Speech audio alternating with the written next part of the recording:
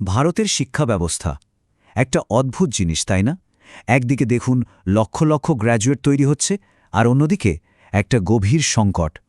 চলুন আজ এই ব্যবস্থার মানবিক দিকটা নিয়ে একটু কথা বলি, দেখি এর আসল দামটা কি।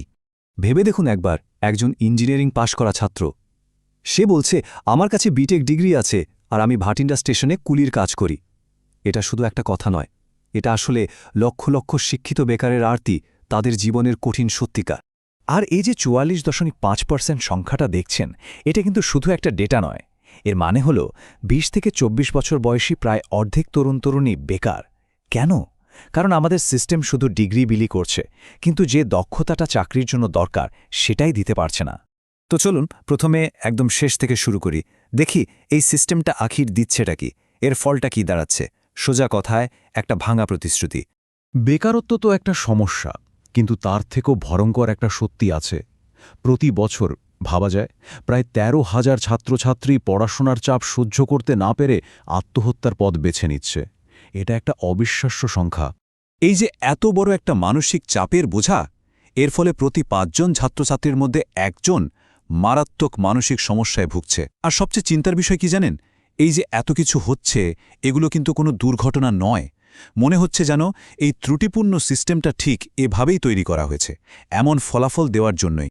তাহলে চলুন এবার একটু গভীরে যাই, এই সিস্টেমের ভেতরে ঢুকে দেখি কিভাবে এটা একটা ব্যর্থতার কারখানা হয়ে উঠেছে, যেখানে লক্ষ লক্ষ ছেলেমেয়ের স্বপ্ন প্রতিদিন ভেঙে গুড়িয়ে যাচ্ছে। আচ্ছা, প্রশ্নটা তো খুবই সহজ। এত গ্র্যাজুয়েট কিন্তু চাকরি নেই কেন? এর উত্তরটাও কিন্তু ততটাই সোজা। যা বইয়ে পড়ানো হচ্ছে আর বাস্তব জীবনে যা দরকার, তার মধ্যে আকাশ-পাতাল তফাৎ। এই পুরো ব্যাপারটা একটা ডমিনো এফেক্টের মতো কাজ করে। দেখুন, প্রথমে সমস্যাটা শুরু হয় স্কিল গ্যাপ দিয়ে, মানে যা পড়ানো হচ্ছে ইন্ডাস্ট্রিতে তার কোনো চাহিদাই নেই। এর কারণ কি? কারণ আমাদের কারিকুলাম বহু পুরনো, শুধু থিওরি সর্বস্ব। আর এই থিওরি সর্বস্ব কারিকুলাম মুখস্থ করা ছাড়া আর কোনো উপায় রাখে না। আর শেষে আমাদের পরীক্ষা ব্যবস্থা, বিশেষ করে বোর্ড পরীক্ষাগুলো, শুধু একটাই জিনিস দেখে, কে কত ভালো মুখস্থ করতে পারে।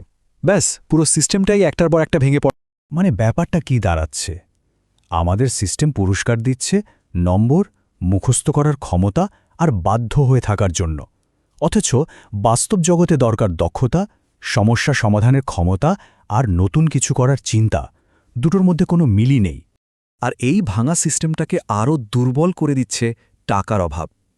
বিশেষজ্ঞরা বলছেন দেশের মোট আয়ের অন্তত ৬% শিক্ষা খাতে খরচ করা উচিত, কিন্তু আমরা করছি কত? মাত্র ৪%।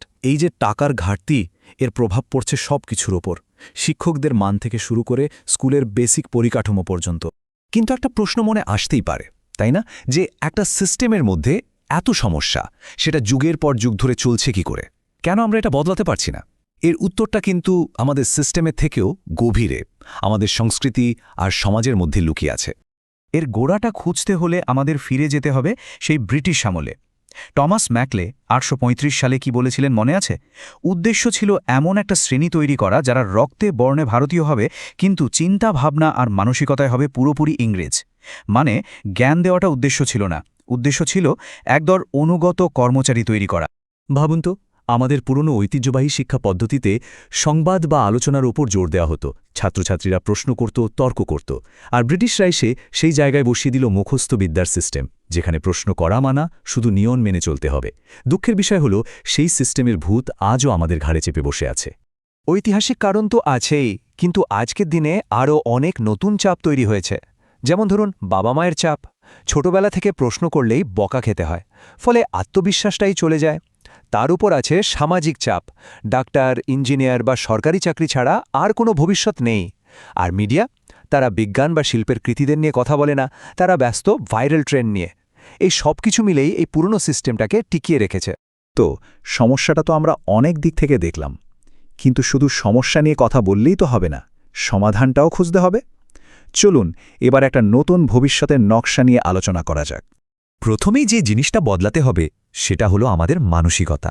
আমাদের এই পরীক্ষার কারখানা বন্ধ করতে হবে, যেখানে শুধু মুখস্থ করে র্যাঙ্ক করা হয়। এর বদলে এমন একটা পরিবেশ বা ইকোসিস্টেম তৈরি করতে হবে যেখানে প্রত্যেকটা ছাত্রছাত্রীর নিজস্ব প্রতিভা বিকাশের সুযোগ পাবে। আর এই বড় পরিবর্তনটা আসবে 5টা মূল স্তম্ভের উপর ভর করে। প্রথমত, কারিকুলামে বিপ্লব আনতে হবে। দ্বিতীয়ত, শিক্ষকদের আরও ভালো ট্রেনিং, বেতন আর সম্মান দিতে হবে। তৃতীয়ত, পরীক্ষার পদ্ধতি বদলাতে হবে। চতুর্থত, টেকনোলজি ব্যবহার করতে হবে। আর সবশেষে ইন্ডাস্ট্রির সাথে সরাসরি যোগাযোগ তৈরি করতে হবে। অবশ্যই এই পরিবর্তনটা রাতারাতি হবে না। এটা একটা লম্বা সফর, প্রায় ২০ বছরের একটা রোডম্যাপ। প্রথম ৫ বছর লাগবে পরিকাঠামো, শিক্ষক ট্রেনিং এগুলো ঠিক করতে। তারপরের ধাপে আসবে নতুন কারিকুলাম, তারও পরে আসবে টেকনোলজি আর ইনোভেশন। আর সবশেষে ২০ বছরের মাথায় গিয়ে আমরা হয়তো একটা বিশ্বমানের শিক্ষা ব্যবস্থা তৈরি করতে পারব। কিন্তু এই সংস্কারটা কি সত্যিই এত জরুরি? কেন আমরা এত তাড়াহুড়ো করছি? এর উত্তরটা পাওয়া যাবে যখন আমরা আমাদের দেশের বাইরে, মানে বিশ্বের দিকে তাকাব। আসলে প্রশ্নটা হলো, যদি আমরা না বদলাই তাহলে ঝুঁকির মধ্যে কি আছে? এই চারটা দেখুন। আমাদের সবচেয়ে বড় প্রতিযোগী চীন, তাদের বাচ্চাদের একদম ছোটবেলা থেকে, মানে প্রথম শ্রেণী থেকেই এআই আর রোবোটিক্স শেখাচ্ছে। আর আমাদের এখানে কোডিং বা এআই এখনও কিছু নির্দিষ্ট জায়গায় শেখানো হয়, সবার জন্য নয়। আমরা অনেকটাই পিছিয়ে আছি। এই কথাটা একবার ভালো করে ভাবুন তো। তাদের দেশে অ্যাপ তৈরি হয়, আর আমাদের দেশে সেই অ্যাপগুলোতে রিলস তৈরি হয়। এর থেকে বড় সত্যি আর কি হতে পারে?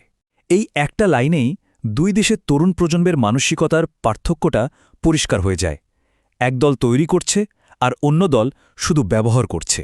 তাহলে শেষ পর্যন্ত ব্যাপারটা কিন্তু শুধু কয়েকটা ভালো চাকরির নয়। শিক্ষা ব্যবস্থার সংস্কারের সাথে যে প্রশ্নটা জড়িয়ে আছে সেটা আরও অনেক বড়। প্রশ্নটা হলো, আগামী দিনে ভারতের ভবিষ্যৎ কারা গড়বে? যারা নতুন কিছু তৈরি করবে সেই নির্মাতারা, নাকি যারা শুধু অন্যের তৈরি জিনিস ব্যবহার করবে সেই ভোক্তারা?